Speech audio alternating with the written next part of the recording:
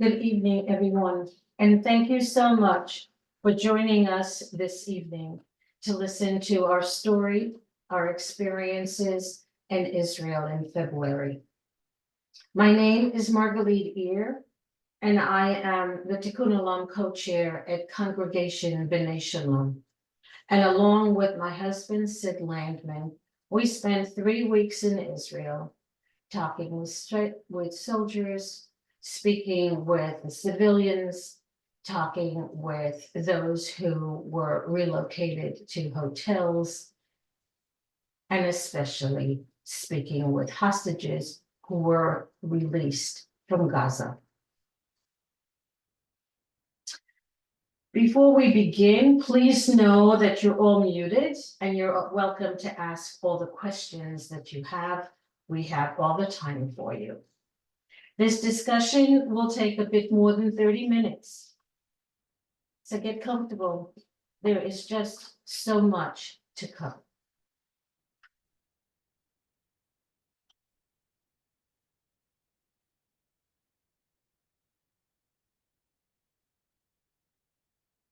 I am a proud Israeli, and like all Israelis in the diaspora, I am struggling with the war and the distance between us. Hence, Sid and I decided to go to Israel and see what we could do to help. My first introduction was on the El Al airplane to Tel Aviv. My seatmate, not Sid, but rather a woman who was returning to Israel to meet her new granddaughter. You see, her son is fighting in Gaza, and a month earlier, he became a father. He only saw her 3 times by the time she was flying for her first visit. Such is the life of Israelis today, we learned. They take a day or two to commemorate life events, and then they go back to the front. Arrival at the airport, huge sign, bring them home now, with dog tags hanging of different sizes. And when you walk down the rampway, you see photographs of the 240 plus hostages kept in Gaza. David Cuneo, Hirsch Goldberg Cohen, Shlomo Mansour. We will talk about them in detail a little later. This is an example of what you find in every corner of Israel. Whether it's a biometric machine at Ben Gurion Airport that holds the pictures of hostages, or skyscrapers with all the photos hanging in front for the world to see. It's everywhere, reminding you of what is missing in Israel, our people.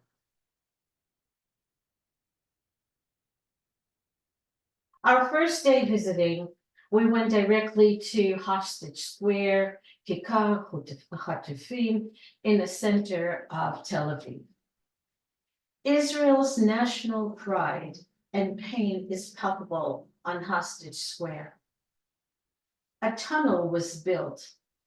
It took me just about 30 seconds to walk from end to end in the dark. It smelled dusty, uneven ground. It felt like the walls were caving in on me. I needed to get out and get a breath air. At the end, the sign, V'yehi or, let there be light, gives hope that the hostages will return. That was 123 days in captivity. Today is 179.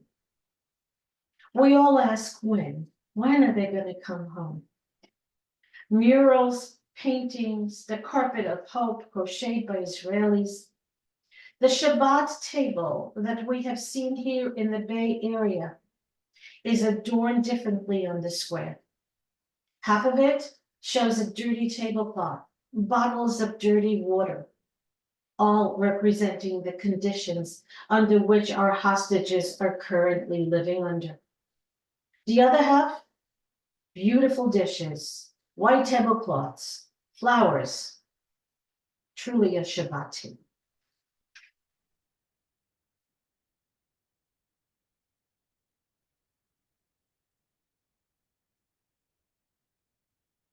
Thousands of people come each week to show support to the families and provide pressure to the government for continued negotiations. I had the privilege of meeting the two nieces and two grandnieces you see on the bottom right of Shlomo Masur, 85-year-old, one of the founders of Kibbutz Kisufim, a carpenter by trade. He chiseled that Chanukiah that is known as the Kibbutz Chanukiah. 4 months since the war began, the number of the crowds are consistent, if not growing. I have never seen such a movement where the emotions and the moments and the numbers are sustained.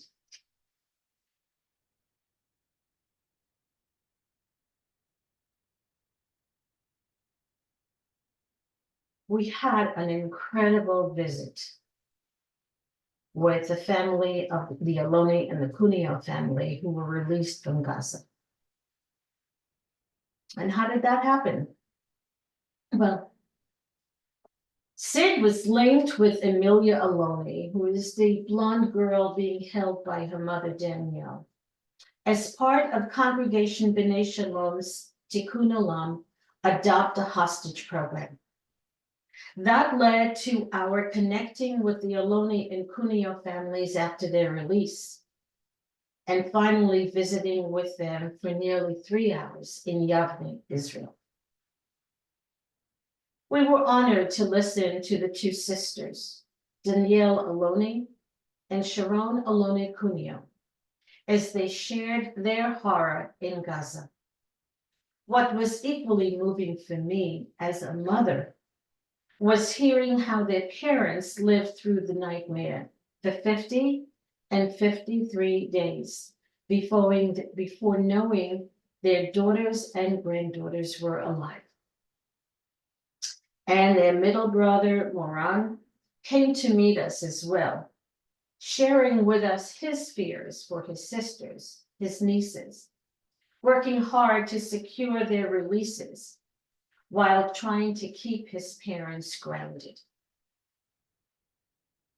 3 generations of trauma, 53 days in captivity, all was encapsulated in just 3 hours. We could not show them how exhausted we were.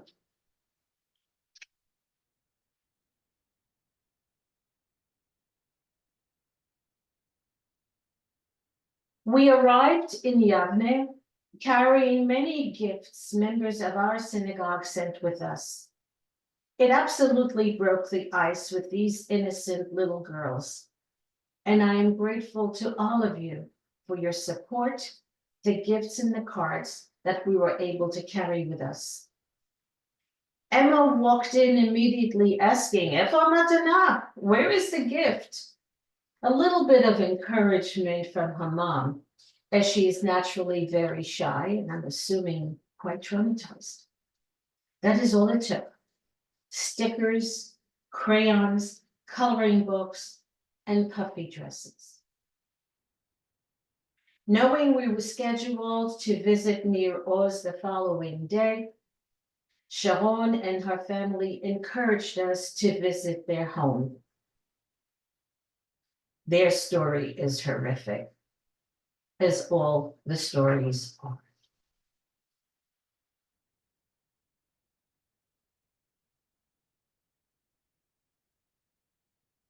The next day, we drove through an active industrial complex, acres and acres of agricultural land, all in bloom. My country is moving on. Then you face the newly installed electrified gate at Kibbutz Nir Oz, which is under military control. And then you find this gorgeous American IDF soldier, by the way, I love soldiers, Ari from Teaneck, New Jersey, standing guard. He was going to be released to the military 2 days later. I couldn't help but ask to take a photo with him. But then looking at the photo, I'm wondering, my goodness, how tall is he? Or is it really that I am that short? How did we get here? Well, Sid and I were invited to visit the kibbutz by two directors of the Eshkol Regional Council, Tair and Natalie, and a number of others who joined us to tour Kibbutz Nir Oz and asked us to bring the message back to you. We honored the request of the residents who did not want anyone entering their devastated homes. The kibbutz was home to nearly 450 people, 25% of which were either murdered or taken hostage to Gaza. It is located 1.5 kilometers from the Gaza border. Today, there are more than 40 hostages remaining in Gaza, including Sharon's husband David, his brother Ariel, his girlfriend, and their extended family. I want to warn you that the next couple of pictures are difficult, slides are difficult to view or even to listen to, so please be prepared. This is the remnants of Kibbutz Nir Oz. When we walked into the kibbutz, we heard the first of many booms. We were told this was good booms. How sad is it that Israelis can identify the sound of artillery, Hamas versus IDF? It shook me to the core. I wasn't expecting it. These are sounds Israeli children were lulled to sleep each night, not the lullaby we sing to our children here at home. And as we walked past the burnt homes, the scorched trees, and the blooming flowers, we see and hear a helicopter emptying its ammunition across the border. On the bottom center was the home of 80-year-old Amitai Ben Zvi. He was wheelchair bound. He was killed at gunpoint. His caregiver, Jimmy Pacheco, called Amitai Abba, Hebrew for dad, was taken hostage to Gaza and was one of 11 foreign workers released on November 23rd. As I said before, most of the hostages are from Kibbutz Nir Oz. 95% of the surviving residents were relocated to Kiryat Gat, where we met with educators and social workers.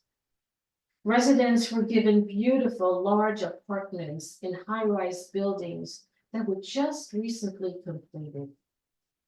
A whole apartment is relegated to a social place with living rooms, a modern open kitchen for residents to gather, just like the kibbutz, except it was not their social home, not their kitchen, and not a flower, a grass, or a tree to be seen with the naked eye. For some, it was the first time using an elevator. Quite a contrast to the quiet life with birds chirping, trees blooming, and yes, even the occasional air raid or missile flying over. All of them are struggling with some sort of PTSD, security fears, night terrors, and children with behavioral issues. Kibbutz Nir Oz is slowly opening up, but only for those who are working the fields and renovating their homes, or more, mostly I should say, clearing out their homes.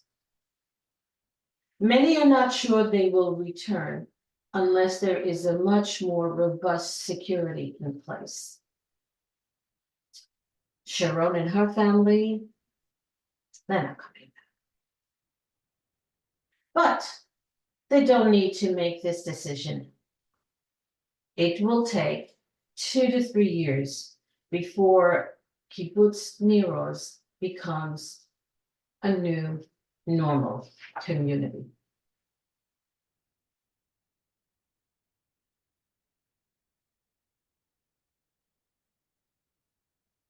I want to share with you Sharon's home. She wants the whole world to see it. On the morning of October 7th, that was not a normal day for me. I raised Sandy, everyone ready to the picture with the also brothers, with the twin children.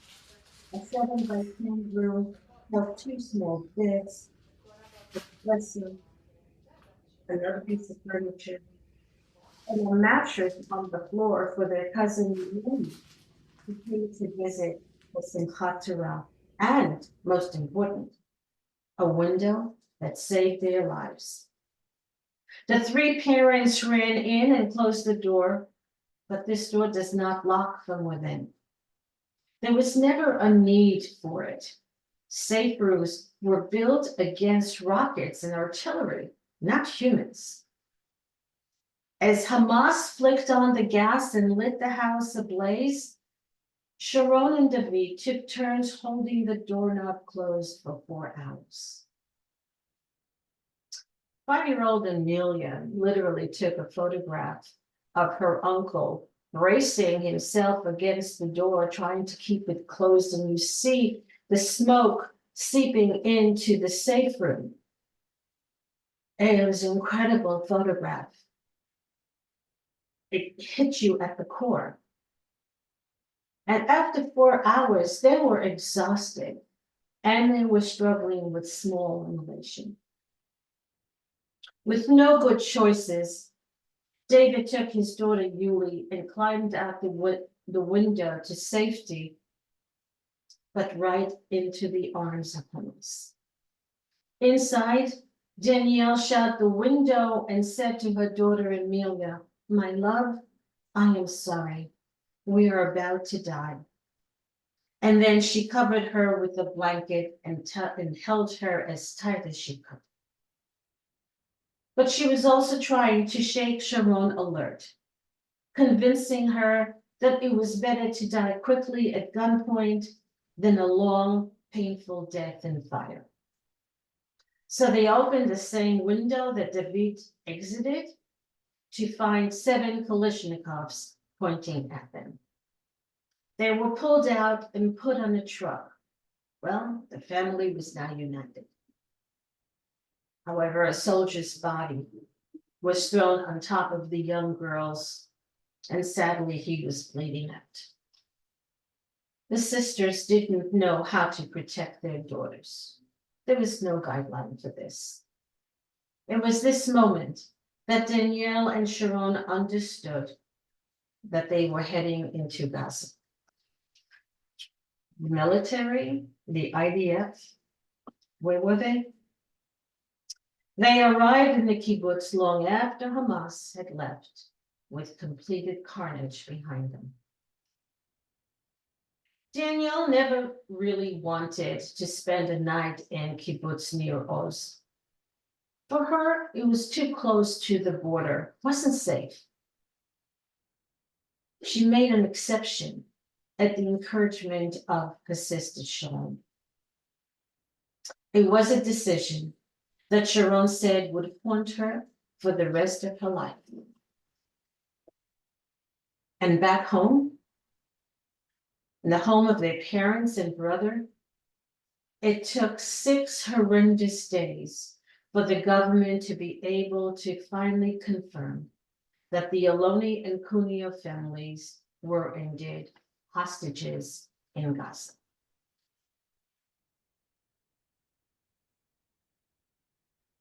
In Gaza, they were immediately taken to the tunnels and separated. It wasn't long before Emma was torn away from her mother's arm and given to her Aunt Danielle. And then, for no reason, she was torn from Danielle's arms. And when Danielle screamed, my daughter, the terrorist threatened her with his rifle. Until she was set free 50 days later, or 53 days later, I should say. Danielle did not know what happened to Emma, and today carries relentless guilt that she was not able to protect her. Sharon, David, and Yuli spent the first 9 days in a Palestinian apartment until the building next door was bombed by the IDF. Terrorists covered David in a sheet so he looked like a corpse, and Sharon was dressed in traditional Arab clothes. The terrorists put the family into an ambulance and brought them to Nasser Hospital in Khan Yunis. It was 3 days later that Sharon heard Emma cry and miraculously returned to her. And as Sharon said, they just kind of delivered her like a package from the post office. No comments, no explanation, nothing. They spent 3 weeks in a room on the first floor of the hospital. Stacked boxes separated the hospital section from the rest of the floor, sleeping on dirty, bloody sheets, eating moldy pita bread, the girls crying of hunger. Sharon, she lost 24 pounds during this ordeal. And she eventually learned that there were nearly 30 other hostages who were in the same general area. October 30th, just 21 days after they were taken captive, was a horrific day for their family in Yavne. As they watched the propaganda video Hamas forced Danielle, Rimon Bushtab, Kirsch, and Lena Triponov to participate in. Finally, on November 23rd, Danielle and Amelia were released, and 4 days later, Sharon, her twins, were forced to separate from David and return home. And the last thing she heard David say to her, "Please, yell what I cannot yell. I am scared as hell." Today is 179 days in captivity. David is still not home, nor is there a sign of life. And Sharon is barely holding on.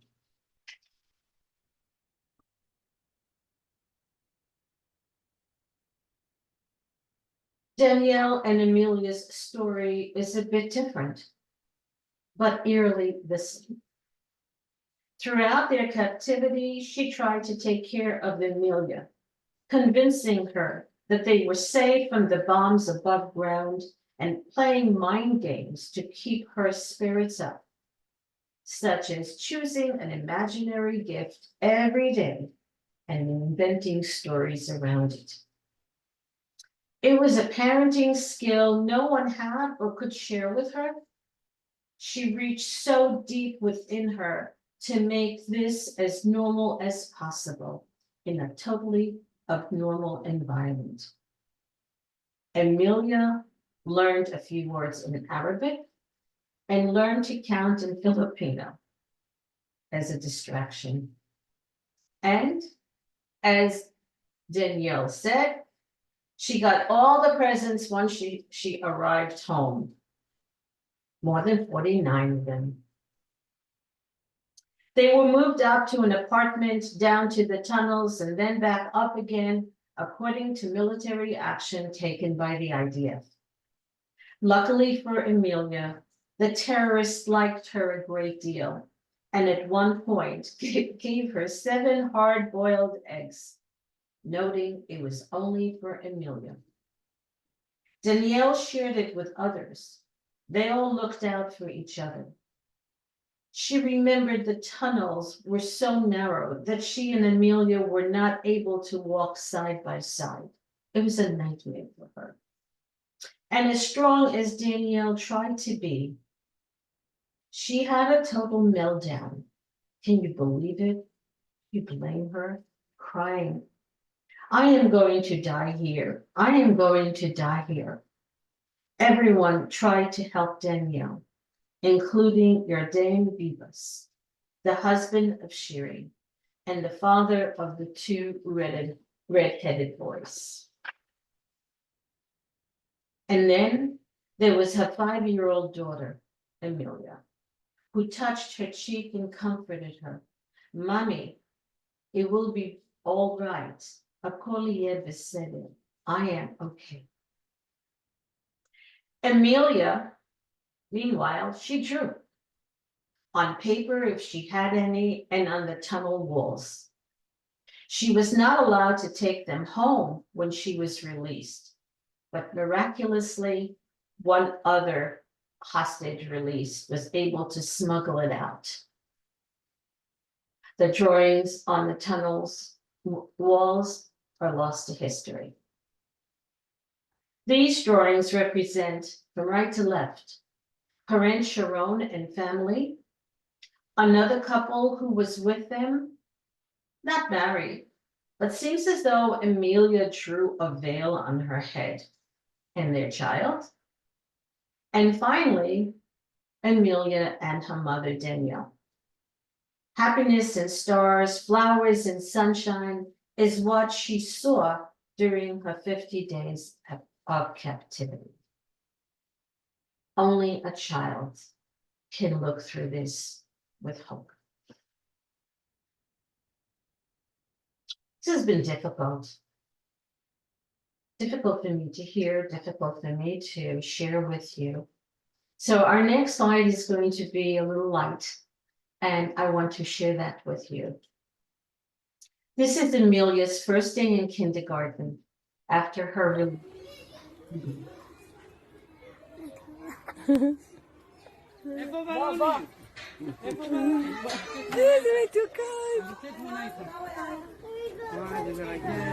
כזה ריגוש. איפה הבלונים? איזה חמודות.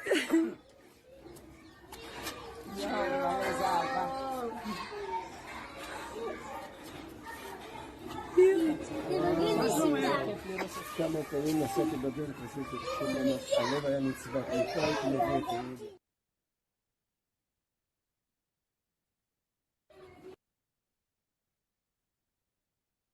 Our next day, we were in Jerusalem actually for a few days. And we did some volunteer work at Chabad Katamon. Katamon is a community in Yerushalayim. It was a sandwich making process. Their sandwich making began in 2016 when one of their members, Lial Gidon, fell in battle. At his shiva, the Chabad rabbi asked how they can honor his memory. Lial's mother relayed a story when he was a young boy, about 6 or 7. He asked his mother for extra lunch sandwiches to take to school. Wondering why he was so hungry, he explained that there were kids who had no lunch. Their parents were too poor. Hence, began the sandwich making process. And when the war broke out in October, Chabad sandwich making enterprise reached 5,000 sandwiches per day for school children, poor families, and military soldiers. Today, that number is down to about 3,000 sandwiches, but hunger is still rampant in Israel. In an hour and 30 minutes, you can see this Chabad shul here on the left, top left, was transformed into a production line, removing the white tablecloths and chairs, laying plastic table coverings, cutting rolls, filling it with chocolate, tuna, cheese, and vegetable sandwiches, sealed, packaged, and ready for distribution. The floors were cleaned and the tables were returned for afternoon services. This is done each morning from Sunday through Wednesday and after Shabbat ends. On Thursday, Chabad took a busload of volunteers to various army bases for a barbecue with the soldiers. What a fun evening. More than that, on that in a bit.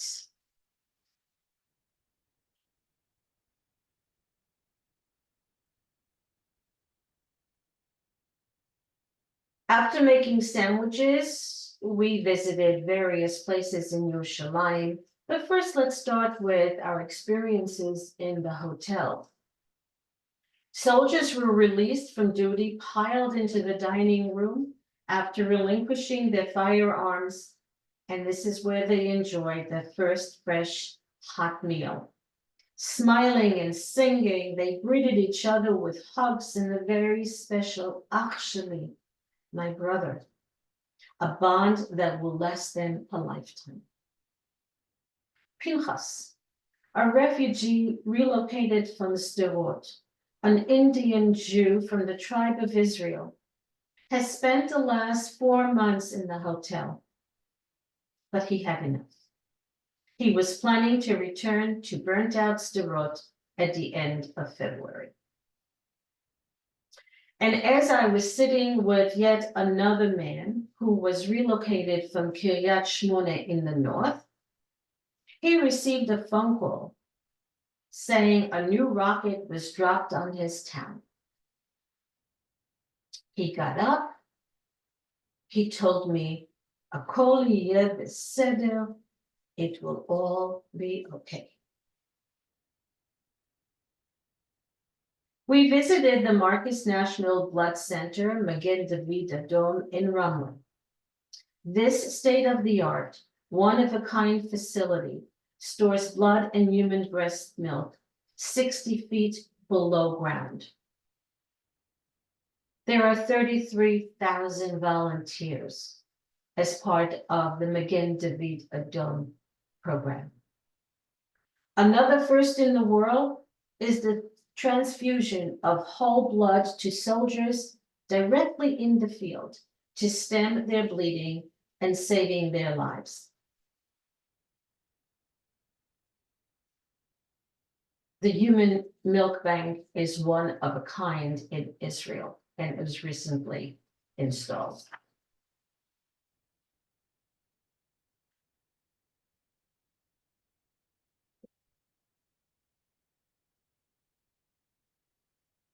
And finally, we stopped at Mount Herzl to pay our respects to soldiers who fell in battle. We came across a group of senior high school boys who next year will be in the IDF.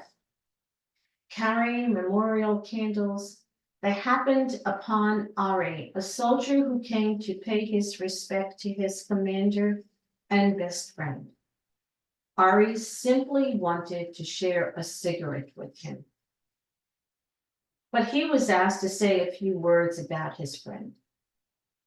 Couldn't.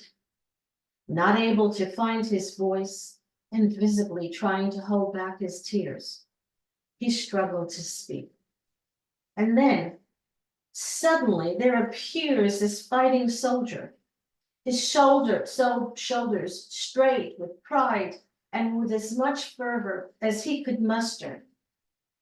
He told the kids that these soldiers who died were the best of the leaders, that his friend, who was also his commander in a tank brigade, would wake up each morning 15 minutes before the rest of the group. This was 3:45 a.m. to prepare coffee for his platoon. And if these kids could not be this kind of leader, then don't serve. You're not needed. I'm shocked at what he was saying, but I understood him. Israel is the best and only needs the best. I walked over to Ari as he was kneeling at the grave. Ari was holding two lit cigarettes, one for his friend, the other for himself. He asked me if I understood what he said, and I said yes. I understood what I needed to. Together, the three of us recited the Kaddish. Both of us cried. Yet he took out a tissue from his uniform shirt to give me, to comfort me, as his face is filled with tears. And then he simply just walked away. He still has things to do to defend this country. At night, we walked to the Kotel, the Western Wall, and witnessed an incredible induction of 890 new paratroopers into Tzahal. This meaningful ceremony, witnessed by thousands of family and friends, is when they receive their weapons in one hand and a Bible in another. Fight with mercy and pray to God. Every Israeli mother birthing her child in Israel knows that child is hers to raise and educate. But at this moment, 18 years later, this child belongs to the nation to defend.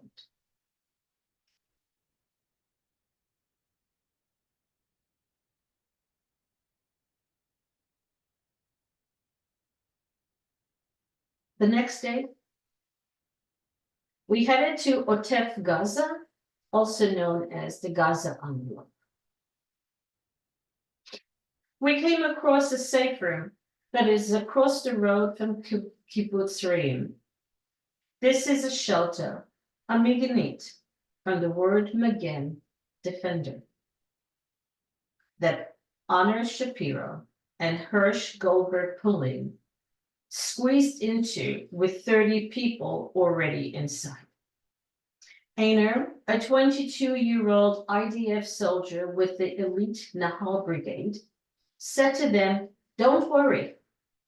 I'm a soldier. My comrades are nearby. I am here. Ani po. Hakol yeh beseder. Everything will be okay." But with Hamas throwing grenades into the shelter, he finally said, "I'm going to catch the grenade and throw them back. Watch me. If anything happens to me, take over and continue what I am doing." Einer hurled back 7 grenades from inside the shelter before mortally wounded by the 8th. 4 people, including Hirsch, were kidnapped. 7 other young people managed to escape. Today, Einer's family and friends are honoring his memory with publishing his music posthumously.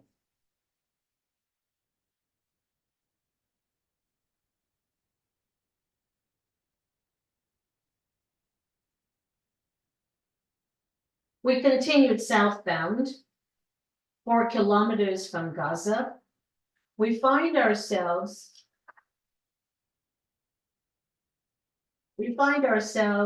at an outpost quickly set up by Shuba brothers shortly after the war broke out.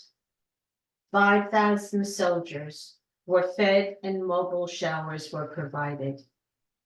For many, it was their first showers in weeks.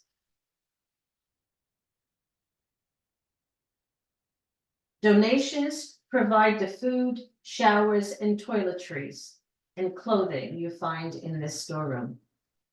Today, 2,000 soldiers come and enjoy a respite and a warm meal. A soldier described the trauma the soldiers and their families at home are living through. Families relocated multiple times, a new group of widows and orphans, mothers trying to navigate their lives with a partner at war, and soldiers returning home with PTSD, causing the collapse of marriages, turning to drugs, abandoning children, and an increase in suicide. We now have a new generation of Israeli traumatized people. Moving on, we stopped at the Tecuma Cemetery, a new October 7th museum no one ever wanted to create. This memorial holds 1,200 vehicles collected from the Nova Festival and Route 232. 400 now rusted cars are piled 10 feet high. A number of other cars of individuals, a white open bed truck with a machine gun fashioned on top, driven by Hamas, a Magen David Adom ambulance on its side that shielded 19 people, but only 6 survived. This ambulance has its own horrific and very sad story. Ah, my shoulder's tush, my soldier's tush. Further down the road, we arrived at the Nova Festival, where people singing and enjoying life were brutally murdered. What was once a place for dancing, music, and celebration of their lives is now a memorial of poles anchored to the ground, bearing the photos of those who died. A guitar leaning against a pole with a stranger playing and singing. No one dares to steal this guitar. All day long, soldiers on their way to Gaza stop here. Their leaders show them what they are fighting for. The soldiers sing.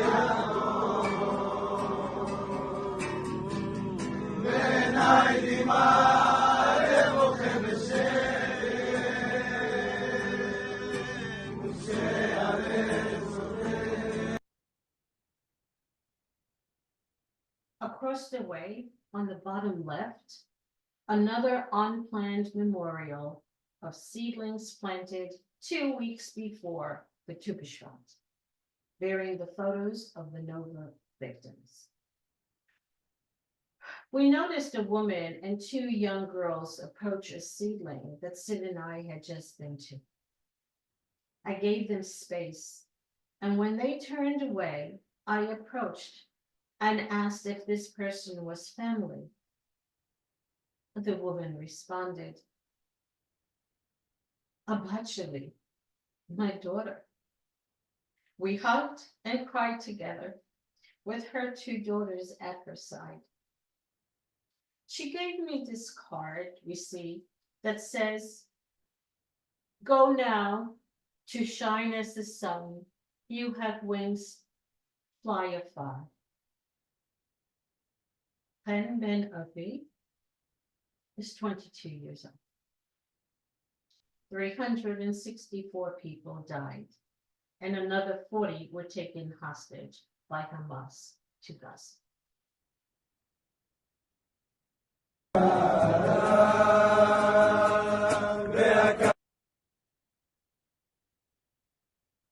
Our last stop of the day was at a makeshift military base for special forces soldiers, medics, drivers, snipers, and anti-tankers. Young kids who stopped by for a barbecue and to eat with us. At the end of the evening, they took back food to Gaza to their buddies. Goodness, can they eat? Hamburgers, hot dogs, steaks, ribs, lamb chops. I couldn't keep my serving plate full. They were so pleased to see us and grateful for the warm food and our visit, which they said gave them strength to continue fighting this war.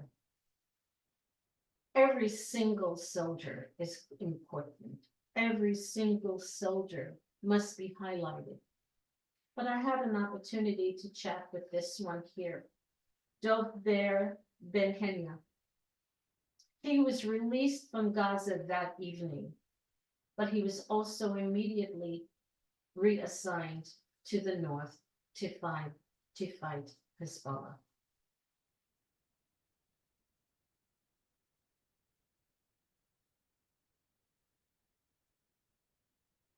The next few days, 4 days actually, we spent at Leket, Israel, the national food bank for the country. We learned that 1 in 3 children in Israel goes hungry, a difficult number for anyone to comprehend. This number is composed mostly of Haredi and Muslim children and their very large families. Huge bins filled with assorted fresh fruit and vegetables arrive every few minutes. We sort them out of the large bins into smaller bins, into yet smaller one for final distribution. It could be backbreaking, leaning into these bins, getting to the very bottom. So if you're me, you simply get inside and work from the inside out. It was fun. We met lots of people. And we actually met a mother who the night before married her daughter. And this morning, she and her friends were volunteering at Leket, an amazing, amazing group of people. Leket provides fresh vegetables to nonprofit organizations who then distribute to those in need. Fruits and vegetables that don't look so great, like maybe a broken carrot, they are sent to soup kitchens or back to the fields as animal feed. Nothing is wasted. You can see here, in a 2-hour shift, we sorted 13,055 kilos of vegetables and fruits, which fed 6,527 families daily. There are 3 shifts per day, 5 days a week.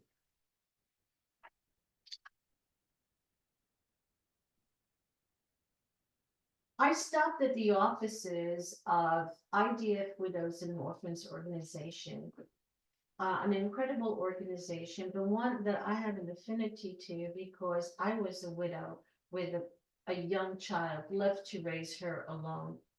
And while I had support, these women, IDF widows, are now getting support from their government and from this organization.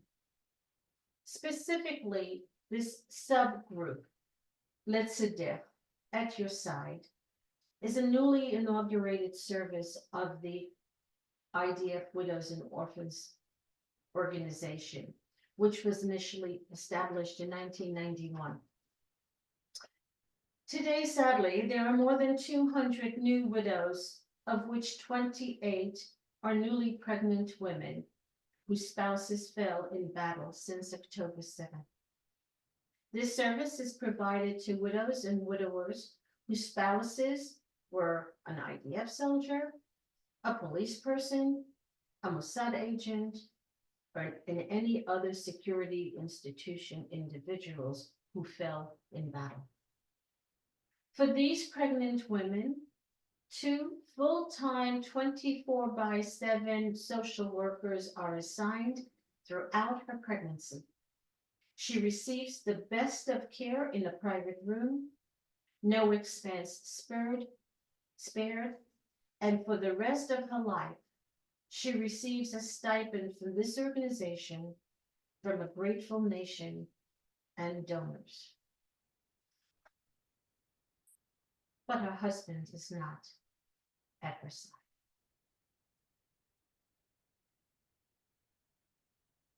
On our last day in Israel, we drove down 2 hours to Rahat in the middle of the Negev to meet with Yosef Ziatman, an Israeli Bedouin who saved the lives of 31 young people at the Nova Festival. Early on October 7th, he received a call from one of the people he dropped off the day before at the rave.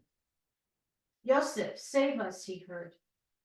He immediately left his home, his wife, his 7 children, and 3,600, yes, 3,600 family members in the unrecognized community bearing his name and drove to the festival grounds. He gathered his people, and as he drove through the back roads with his passenger door open, more kids were pulled in until the minivan was full.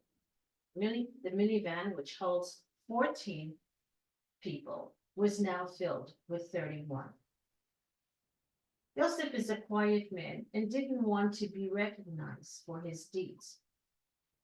But as one of his passengers took his picture and posted to Facebook, as we do, unfortunately, 2 days later, Yosef received a call from Hamas in Gaza, warning him his and his family's life is in danger. And a second call was followed up a few days later. His is a complicated situation. He lives in Israel, saved Israelis, and has family in Gaza. Yosef is a gentleman of high morals and sense of responsibility. He brought the kids to the festival on Friday and felt an obligation to save their lives on Saturday. As he said, when you hear someone cry, "Save us," what is there to do but go and help? These are my people. This is my country, he said. I am an Israeli Bedouin. Yosef has not worked since October 7th.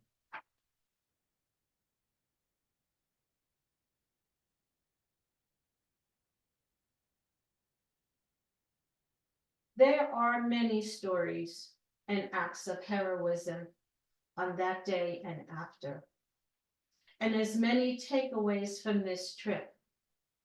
A country united after months of polarization, a country traumatized to the core, a country that is grateful for our collective support, whether through financial donations or physically being there. And of course, a country of optimism, Hakol yeh beseder. It will all be good. This is my country. This is Israeli resilience, Israeli strong. Thank you. Thank you for listening to us and allowing us to share our experiences with you.